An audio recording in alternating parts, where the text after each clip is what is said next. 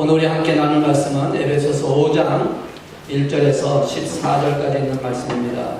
조금 길지만 그래도 우리 같이 공독하기 원합니다. 힘드신 분은 그냥 앉아 계셔도 괜찮습니다. 에베소서 5장 1절에서 14절까지 있는 말씀 같이 공독하도록 하겠습니다. 시작. 그러므로 사랑을 받는 자녀같이 너희는 하나님을 본받는 자가 되고 그리스도께서 너희를 사랑하신 것 같이 너희도 사랑 가운데서 행하라. 그는 우리를 위하여 자신을 버리사 향기로운 제물과 희생제물로 하나님께 드리셨느니라. 은행과 온갖 더러운 것과 탐욕은 너희 중에서 그 이름조차도 부르지 말라. 이는 성도에게 마땅하니라. 누추함과 어리석은 말이나 희롱의 말이 마땅치 아니하니 오히려 감사하는 말을 하라. 너희도 정녕 이것을 알거니와 음행하는 자나 더러운 자나 탐하는 자 곧 우상 숭배하는 다 그리스도와 하나님의 나라에서 기업을 얻지 못하리니 누구든지 헛된 말로 너희를 속이지 못하게 하라. 이로 말미암아 하나님의 진노가 불순종의 아들들에게 임하나니 그러므로 그들과 함께하는 자가 되지 말라. 너희가 자녀는 어둠이려니 이제는 주 안에서 빛이라. 빛의 자녀들처럼 행하라. 빛의 열매는 모든 착함과 의로움과 진실함에 있느니라. 주를 기쁘시게 할 것이 무엇인가 시험하여 보라. 너희는 열매 없는 어둠의 일에 참여하지 말고 도리어 책망하라. 그들이 은밀히 행하는 것들은 말하기도 부끄러운 것들이라. 그러나 책망을 받는 모든 것은 빛으로 말미암아 드러나나니 드러나는 것마다 빛이니라. 그러므로 일시기를 잠자는 자여 깨어서 죽은 자들 가운데서 일어나라. 그리스도께서 너에게 빛이시라 하셨느니라. 아멘. 아멘. 앉으시기 바랍니다. 잠깐 기도하겠습니다. 모든 것의 주관자이시며 또한 다스리시는 하나님 아버지, 이 시간 주의 말씀을 들고 주님의 사랑하시는 자와 함께 은혜 나누기 위해서 섰습니다. 이 시간 이것에 성령님께서 함께 해주시고 성령님께서 인도하여 주시옵소서.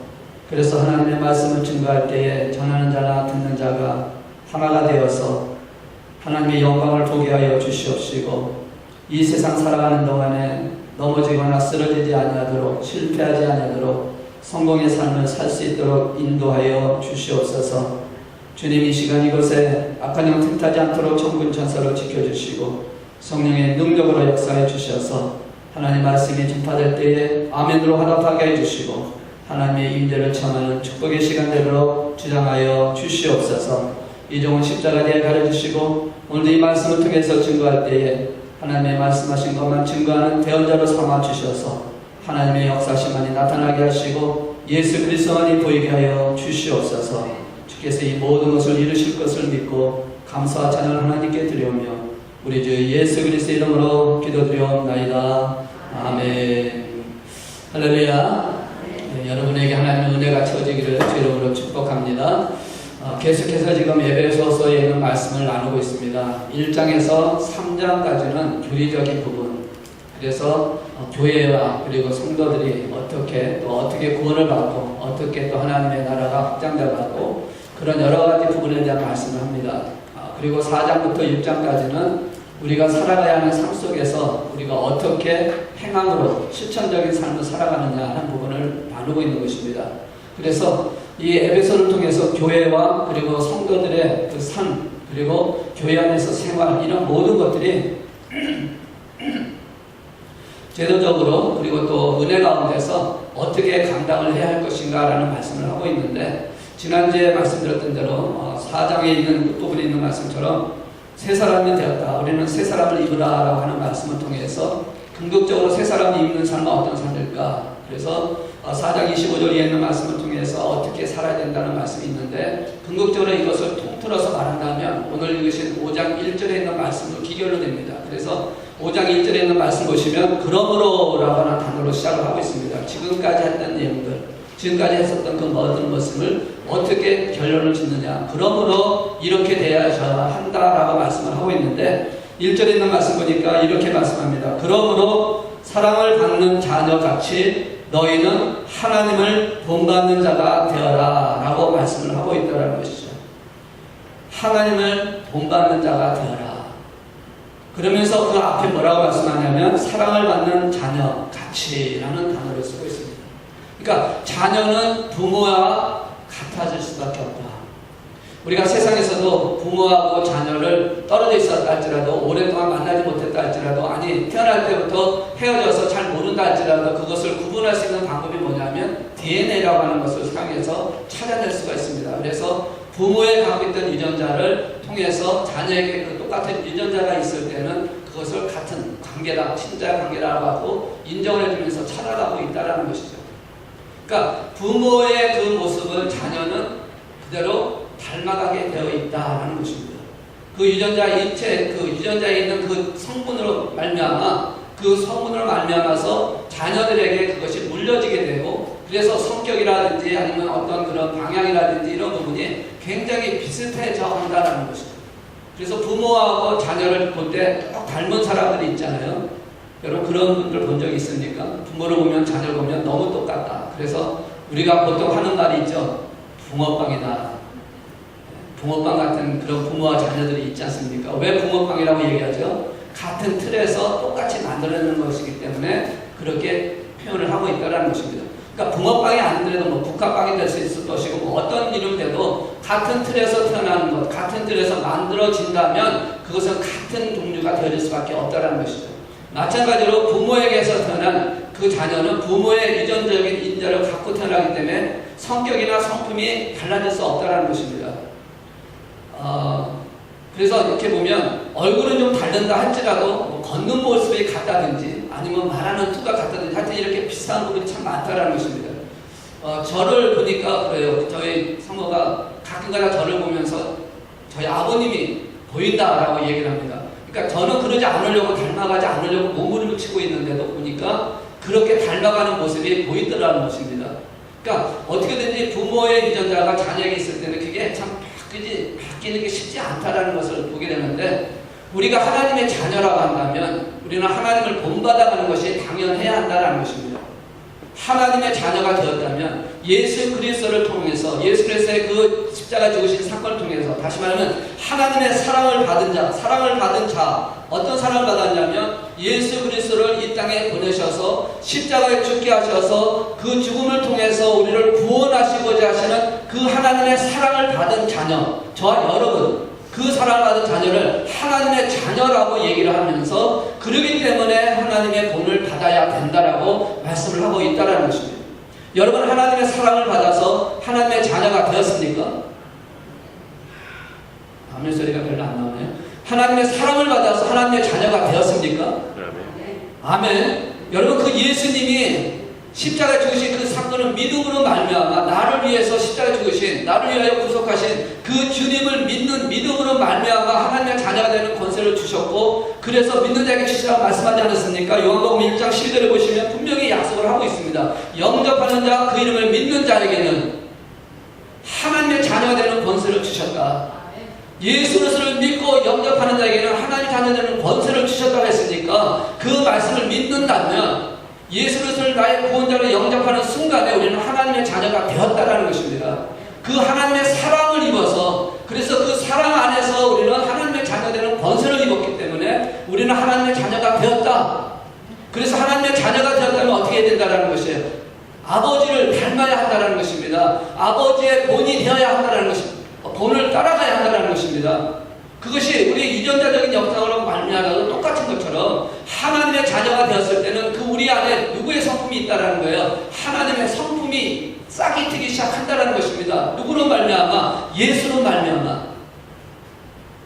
하나님께서 우리를 만드실 때 하나님의 형상으로 우리를 만드셨습니다.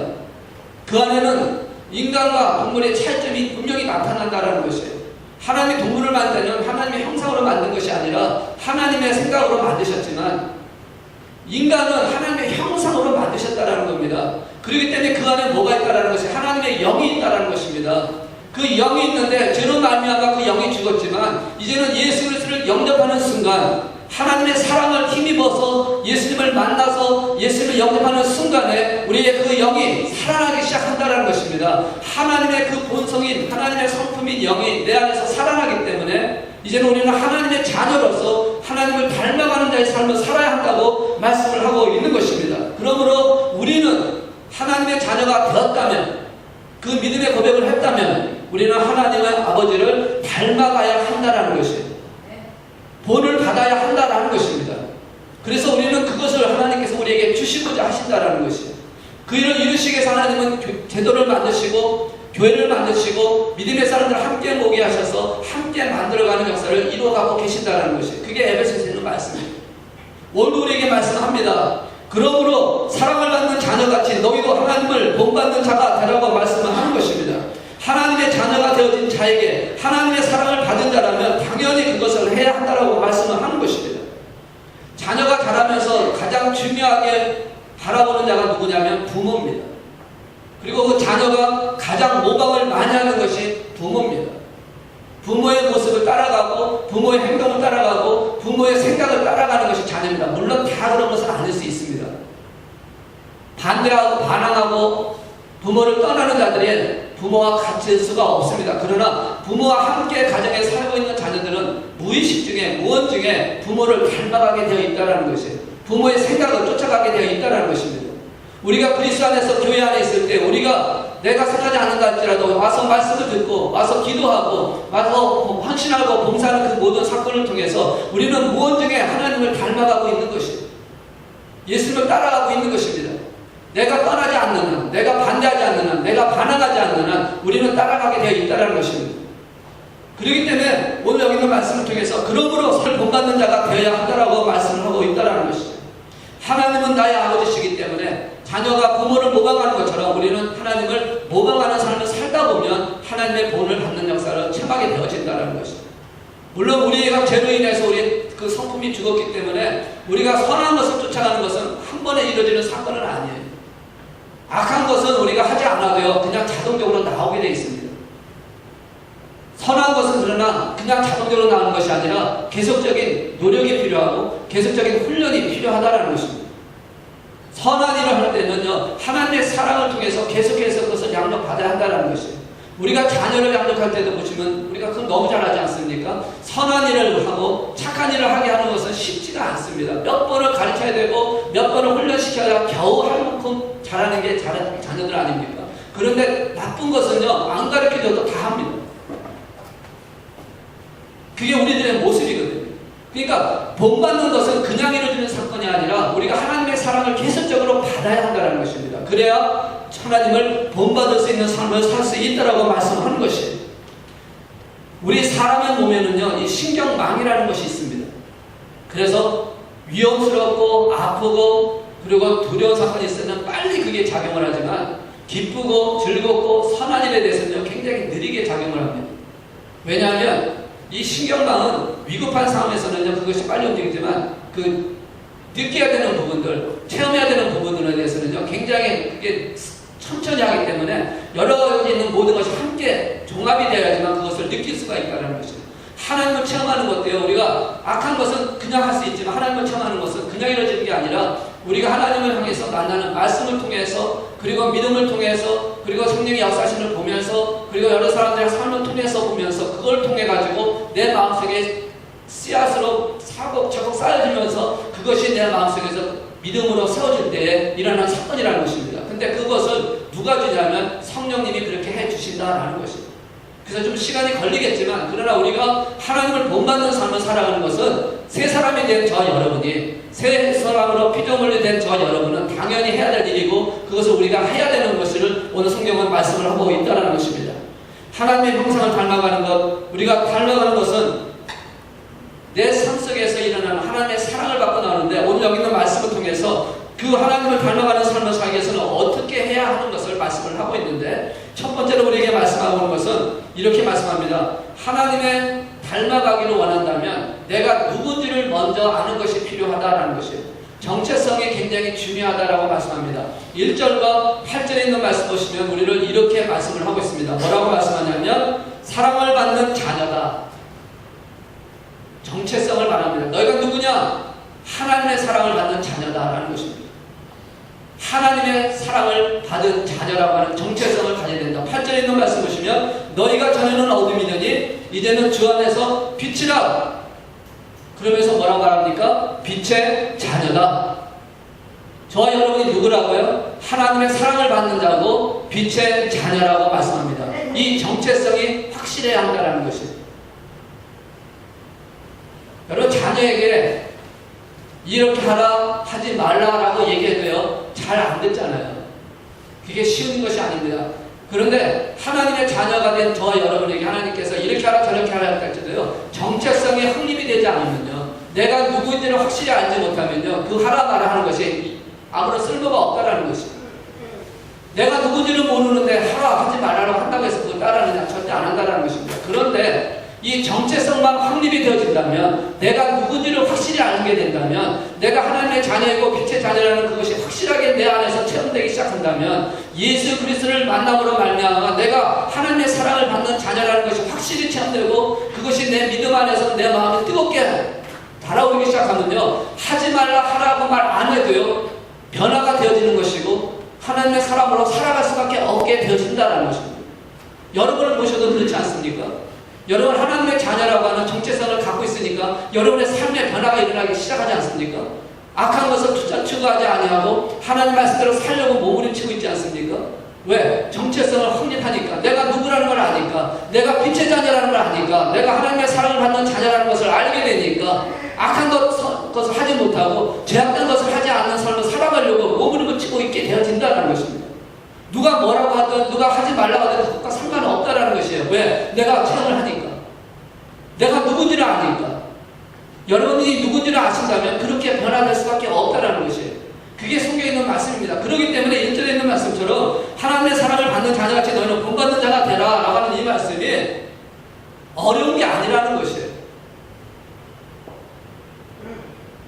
어렵지 않다 그러니까 그럼 되게 쉬운 거다라고 생각하실 수 있는데 그렇다고 또 쉬운 것도 아니에요.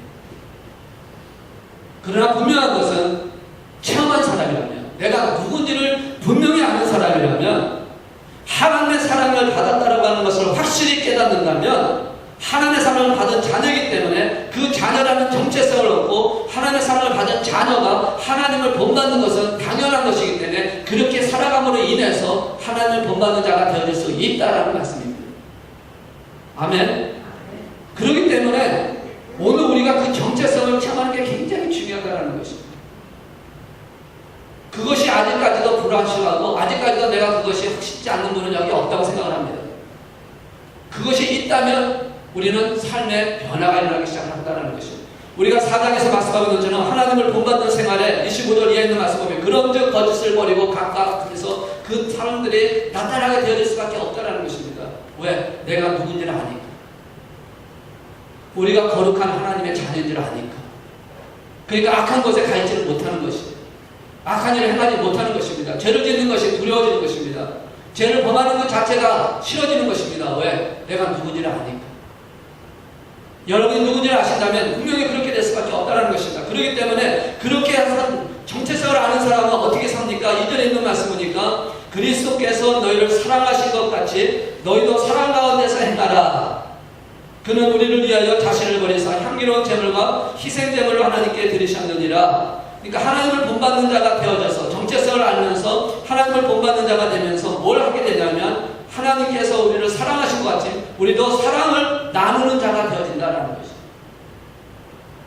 그리스도를 본받는 삶을 살아가는 그것이 정체성을 알게 함으로 말미암아 그리스도의 사랑을 나누는 자가 되어지는 것이 하나님을 본받는 자의 삶이다라고 말씀하는 것이죠.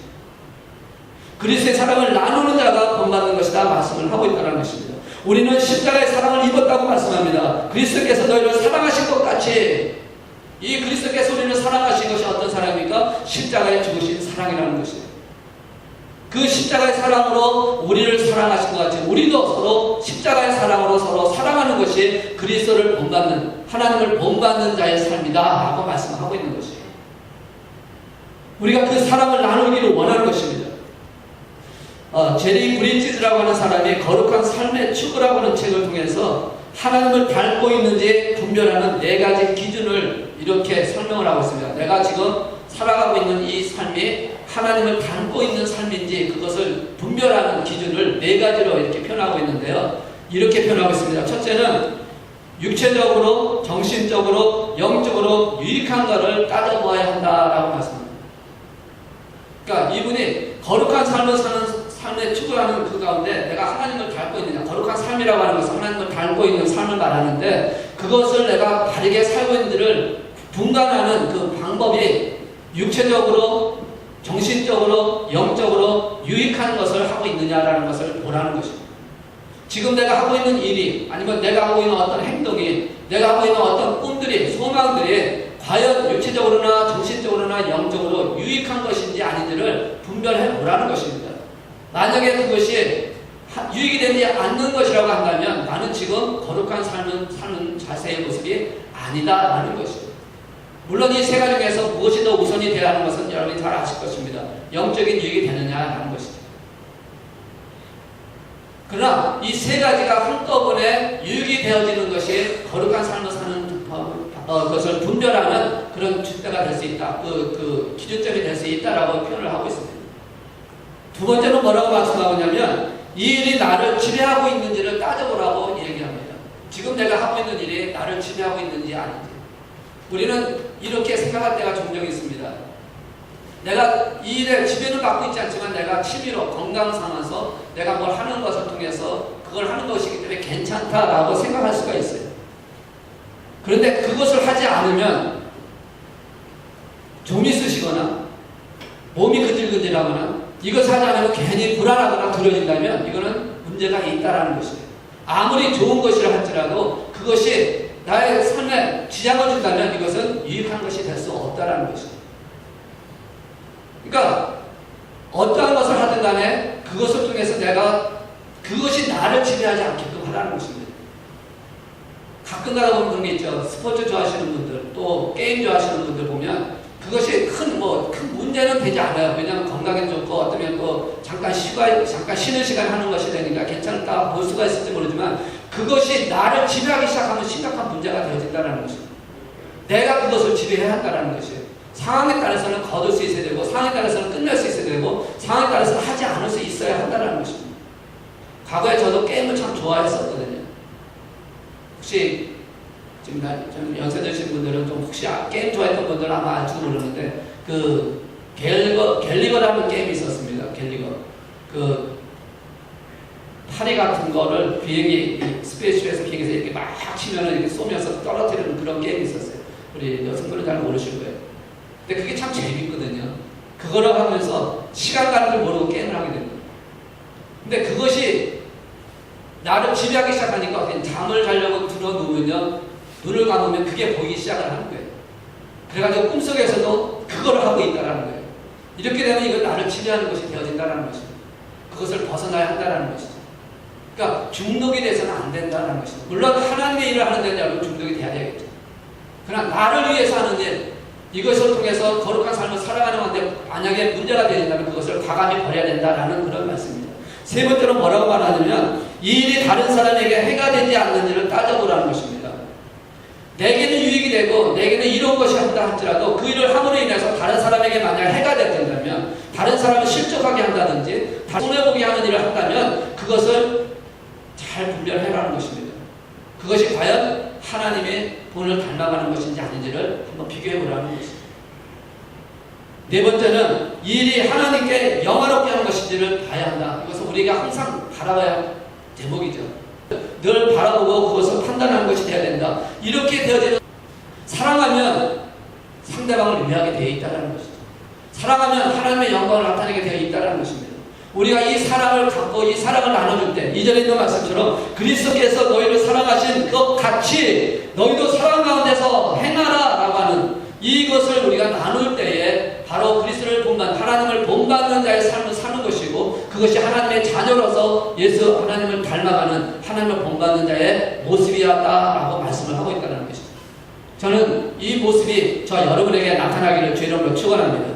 그래서 우리에게는 하나님의 사랑을 나눌 수 있는 주님께서 나를 위하여 십자가 지으신 그 사랑, 나 같은 죄인을 살리신 그 주님의 사랑, 그 하나님의 사랑을 나눠줄 수 있는 그 사랑을 갖고 이해하고 그다음에 또 격려하고 세워주는 그 역할을 통해서 죽어가는 영혼들을 살려갈 수 있는 그런 일을 감당하는, 그래서 하나님을 본받는 자가 되는 그런 역사 나타나는 저와 여러분 되시기를 주의 이름으로 축원합니다. 두 번째로는 3절에 있는 말씀 중에서 뭐라고 말씀하냐면 그리스도를 하나님을 본받는 자의 삶은 이렇게 말씀합니다. 음행과 온갖 더러운 것과 탐욕은 너희 중에서 이름조차도 부르지 말라. 이는 성대에게 마땅한만이라 라고 말씀합니다. 그러니까 온갖 더러운 것은 그 이름이라도 부르지 않는 그 삶, 그렇게 하는 것이 하나님을 본받는 것이다 라고 말씀하고 있다는 것입니다. 여기서 말씀하고 있는 것이 이름조차도 부르지 말라라고 말씀합니다. 이것은 입에 담지도 말라라는 것이에요. 물론 때에 따라서는 우리가 말을 해야 할 때가 있지만 가능하다면, 할 수만 있다면 더러운 말, 음행적인, 그리고 하나님을 부끄럽게 하는 그런 말들은 하지 않는 것이 좋다라고 말씀을 하고 있다는 것입니다. 왜냐하면 이러한 것을 얘기할 때 상대방에 대해서 잘못됐다라고 얘기를 함에도 불구하고 이것이 어떤 때는 나를 나타내는, 나를 자기를 자랑하게 되는, 자기의 의를 내보낼 수 있는 사건이 되어질 수 있다는 것입니다. 그래서 그것을 통해서 하나님의 앞에 교만함을 나타낼 수 있기 때문에 그것을 입에 재갈을 부르듯이 금하라고 말씀을 하고 있다는 것입니다. 가끔마다 보면 그런 분들이 있어요. 얘기하다 보면 욕을 잘하는 분들이 있습니다. 아주 그냥 욕을 입에 달고 하는 분들이 있어요. 저는 욕을 안 하려고 아주 무진하게 애를 쓰는 사람 중에 한 사람인데요. 이 생활하다 보면 욕을 하게 되는 경우가 종종 있습니다. 근데 저는 참 마음이 아프고 했던 적이 언제냐면 언젠가 부흥회를 하러 어떤 목사님이 오셨는데 이 목사님이 설교를 하시면서요 얼마나 욕을 하는지, 얼마나 욕을 하면서 그냥 듣기 그게 부담이 되는데요. 그러는데도 그 욕을 하는데도 아멘 아멘 하면서 또 환호하는 성도를 보면서 야, 이게 맞는 것인가? 이게 옳은 것인가? 정말 한번 생각해 볼 때가 참 있었어요. 물론 그분에게 능력이 있는지 몰라요. 그분이 어떤 역사를 펼쳤을 수 있을지 모릅니다. 은사가 나타나고 뭐 그런 일이 일어난다고 하지만 그의 입에서 나오는 그 말이 더럽고 취약한 말, 그런 말이 나오는 그 모습을 볼 때 과연 그분이 하나님의 본을 받는 자인가, 하나님의 사랑을 갖고 나느냐가 라고 한번 생각해 본다면 아니라고 저는 그렇게 생각을 합니다. 오늘 여기 있는 말씀도 분명히 말씀하지 않습니다. 음행과 온것 더러운 탐욕은 너희 중에서 그 이름조차도 부르지 말라라고 말씀하고 있는 것처럼 우리가 정말 우리의 삶을 통해서 보여줘야 하는 부분이 하나님을 본받는 부분들이 우리가 어떠한 것이 되어야 하는 것을 분명히 알아야 한다는 것입니다. 그래서 무엇보다 중요한 것은 거룩함과 사랑을 비교하고 하나님의 능력을 분자해서 잘못되고 욕하고 그러게 하는 것은 하지 말라라고 하시는 이 말씀처럼 우리는 거룩한 삶을 살기 위해서 그런 말은 입 밖에도 내지 않겠고 입에 담지도 않겠고 우리는 그것을 날마다 준비하고 깨어서 그것을 기억해야 한다는 것입니다. 그것이 1절에 있는 말씀처럼 하나님을 본받는 자의 모습이라고 말씀을 하고 있다는 것이죠. 성경은 말합니다. 모든 악은 어떤 악이든 모양이라도 버리라고 말씀하고 있지 않습니까? 모양이라고 하는 것이 바로 그것이잖아요. 생각조차도 하지 말라는 것입니다. 아프고 나쁘고 그런 것 더러운 것들은 생각조차도 하지 말라는 것입니다. 그 생각을 통해서 나를 쓰러뜨리고 나를 넘겨뜨릴 수가 있다는 것입니다. 그 모든 걸 버리라는 것이에요. 그러니까 할 수만 있다면 입에서 그것을 제하여버려서 하나님을 본받는 저와 여러분 되시기를 주의 이름으로 축원합니다. 자, 세 번째는 4절에 있는 말씀 통해서 이렇게 말씀합니다. 누추함과 어리석은 말이나 희롱의 말이 마땅치 아니하니 오히려 감사하는 말을 하라. 하나님을 본받는 자들의 삶은 어떤 것이냐? 감사하는 말을 하는 것이다 라는 것이죠. 3절에 있는 말씀처럼 우리가 악한 말, 저속한 말, 탐욕스러운 말을 하지 않는 것, 그것도 중요하지만 거기서 끝날 것이 아니라 그거를 더 한 단계 앞에 나가서 감사하는 말로 그것을 바꾸라고 말씀을 하고 있다는 것입니다. 이것이 하나님을 닮아가는 모습이고 하나님의 본을 받는 것이다 라는 것입니다. 여러분, 감사라고 하는 것, 이 말은요 능력이라고 말씀하고 있습니다. 용기가 있어야지만 할 수 있다는 것입니다. 감사라는 말을 참 하지 못하는 게 대부분 많아요. 감사라는 말을 하지 않을 때가 참 많습니다. 그런데 이 감사라는 말을 하라는 것입니다. 어떤 상황에서도요, 잘못된 상황에서도, 실패한 상황 속에서도, 문제가 잘 안 되는 상황 속에서도 감사할 수 있는 그 마음을 갖는 게 하나님을 본받는 자의 모습이다라고 말씀합니다. 여러분, 이런 말이 있죠. 천만다행이다. 우리가 종종 그럴 때가 있습니다. 교통사고가 났는데 차는 다 부서지고 그렇게 됐는데 상처 하나 있고 이렇게 보존이 되면 정말 너무 감사하고 천만다행이다라고 얘기하죠. 이 천만다행에 천가지, 만가지 그런 나쁜 상황 속에서도 보면 그 안에도 보면 좋은 것이 있다라는 것이에요. 실패한 것 같은데 그 실패한 삶 속에서 실패한 그 일 속에서 좋은 것이 있다라는 것을 말씀하고 있다는 것입니다. 나쁜 것 같은데 그 나쁜 것 같은 상황 속에서도 좋은 것이 있다라는 것입니다. 하나님께서는 우리에게 주시는 그 모든 상황들 속에는요, 하나님이 하시고자 하시는 계획이 있다라는 것입니다. 하나님이 하시고자 하는 섭리가 있다라는 것이에요. 그렇기 때문에 그 안에서 우리가 문제만 바라보고 그 안에서 부닥치는 상황만 바라보고 불평하지 않고 불평하거나 불만을 가질 게 아니라 그 안에서 역사하고 있는 하나님께서 하시고자 하시는 섭리를 발견할 때 그것을 통해서 우리는 하나님 앞에 감사할 수가 있다라는 것입니다. 그게 바로 4절에 있는 말씀이에요. 누추함과 어리석은 말이나 희롱의 말이 마땅치 않냐. 오히려 감사하는 말을 하라. 이런 상황을 바꿀 수 있는 말을 하라는 것입니다. 이런 상황 속에 있을 때 하나님께서는 이것을 통해서 나에게 뭘 하시려고 하는 것일까를 볼 수 있는 그 눈이 되어서 우리가 입술로 감사하라고 하는 말씀을 하고 있다는 것이죠. 그렇기 때문에 이것은 용기가 필요하다는 것입니다. 이것은 그냥 이루어지는 사건이 아니라는 것입니다. 영적으로 깨어있을 때만 가능한 사건이라는 것입니다. 잘못된 상황 속에서 감사의 조건을 찾는 것은요, 쉬운 것은 아닙니다. 그리고 그것을 감사한다고 얘기하는 게 쉬운 일이 아니에요. 그런데 그것을 할 수 있는 그 용기, 그것을 할 수 있는 것은 하나님 주시는 은혜라는 것입니다. 그래서 그렇게 하게 되었을 때 바로 하나님을 본받는 자가 되어진다는 것이죠. 이 능력이 바로 하나님을 본받는 자가 되어진다는 것입니다. 감사는 하나님의 뜻입니다. 갈라디아서 있는 말씀처럼 범사에 감사라. 이것은 너희를 하신 하나님의 뜻이니라 라고 말씀하고 있는 것처럼 하나님의 능력이라는 것입니다. 감사가 많은 곳에서는 하나님의 은혜가 더하는 줄로 믿습니다. 그러나 감사의 반대말이 무엇입니까? 불평 아닙니다. 불평이 많은 곳에는 죄가 가득할 수밖에 없다는 것이죠. 하나님을 본받는 자의 삶 속에 나타나는 세 번째는 바로 감사의 삶을 사는 것이다. 어떤 것이든 간에 감사의 삶을 사는 것이다. 만약에 그렇지 않는다면 어떨까? 우리가 하나님을 닮지 않는다면 어떻게 될까? 어떤 결과를 가져올까? 5절에서 6절에 있는 말씀 속에서 분명히 이렇게 말씀합니다. 너희도 정녕 이것을 알거니와 음행하는 자나 더러운 자나 탐하는 자 곧 우상 숭배하는 자 다 그리스도 하나님 나라에서 기업을 얻지 못하리니 하나님을 본받지 아니하고 자기 뜻대로 자기 생각대로 살아가는 사람, 하나님이 원하시는 방향이 아닌 자기의 생각을 가지고 가는 사람은 지금 5절과 6절에 있는 말씀을 통해서 분명히 말씀합니다. 심판이 임할 것이라고 말씀합니다. 하나님의 진노가 임할 것이라고 말씀합니다. 그에 대한 대가를 지불할 것이라고 말씀하고 있는 것입니다. 6절에 있는 말씀 보니까 누구든지 헛된 말로 너희를 속이지 못하게 하라. 이로 말미암아 하나님의 진노가 불순종의 아들에게 임하나니 라고 말씀합니다. 하나님의 자녀가 되었음에도 불구하고 하나님을 본받아가지 않는 삶을 살아갈 때는요, 우리가 심각한 잘못을 범하고 있다는 것을 깨닫고 빨리 돌아와야 한다는 것입니다. 하나님의 진노가 임하기 전에 우리는 회개해야 한다는 것입니다.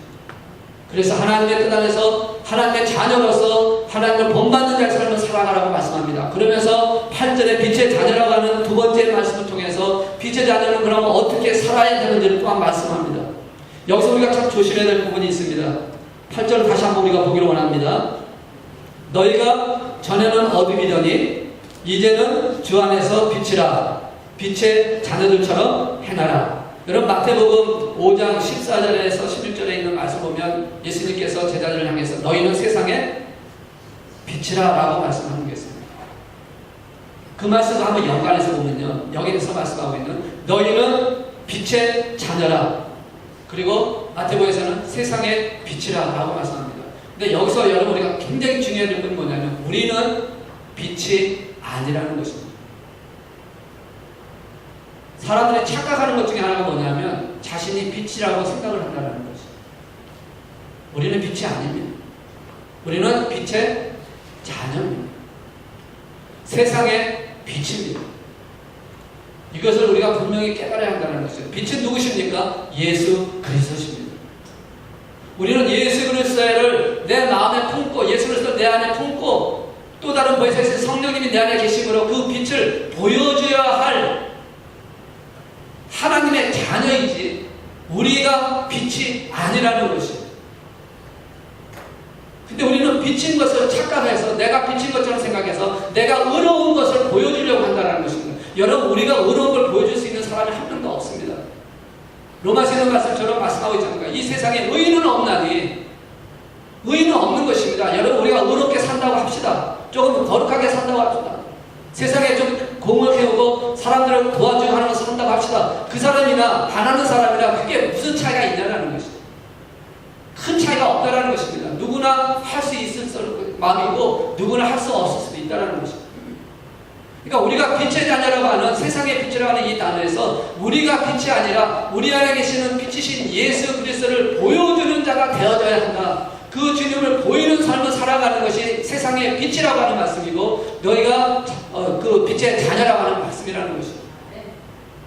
그러니까 우리가 의로움을 나타내는 것이 아니라 예수를 보여주는 삶이 바로 빛의 자녀의 삶이라는 것이에요. 그게 바로 의로운 자의 삶이라는 것입니다. 예수를 보여주려고 하는 그 자체가 바로 그것이 빛의 자녀로 사는 것이라고 말씀하는 것이에요. 예수를 보이라는 것입니다. 예수님을 나타내 보이라는 것이 그렇게 되어질 때 바로 이 8절에 있는 말씀처럼 빛의 자녀처럼 행하는 것이 되어지고, 이것이 바로 하나님의 역사를 만들어 간다라는 것입니다. 내를 드러내려고 할 때 이것을 통해서는 취약한 모습까지 보일 수가 없다는 것입니다. 지금 한국의 어떤 한 사람에 대해서 지금 계속해서 나타나는 거예요. 본인은 스스로 의롭다고 얘기를 합니다.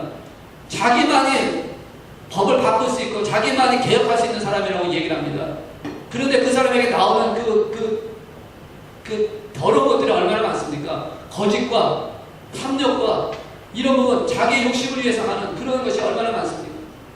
그럼에도 불구하고 자기는 의롭다고 계속 강조하고, 좀 빨리 간뒀으면 좋겠구만 계속 붙들고 있는 그 사람을 보면서 자신의 의로움을 나타내는 데는 그냥 더럽고 추악하고 그럴 수밖에 없다는 것입니다. 그러나 우리도 마찬가지예요. 우리도 의로움을 내 보여지는 의로움을 나타내면 우리도 더럽고 추악하고 불순물처럼 보일 수밖에 없다는 것이에요. 그것을 잘 보여준 사람이 누구냐면 사도 바울이에요.